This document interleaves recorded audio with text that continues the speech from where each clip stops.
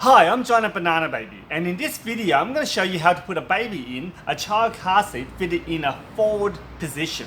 So now you've got to imagine that this is the back of the seat, and then now the child will be looking at the front of the car. So the first thing you need to do is locate the tightening strap for the harness, which is always at the front of the car seat.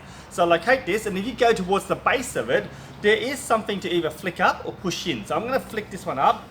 Grab the shoulder area of the harness and pull outwards. So that loosened it, and I'm just going to put that onto the side.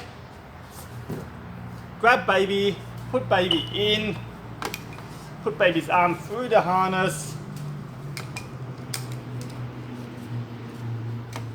and I'm just going to tighten baby. So I'm just going to tighten, and that's it. Now baby is securely fastened in this child car seat. Now to take it out, it's just in the reverse order. So it's a bit tight, so basically you might just loosen a little bit. So pull the shoulder, that loosen a little bit, unbuckle, take child's arm out.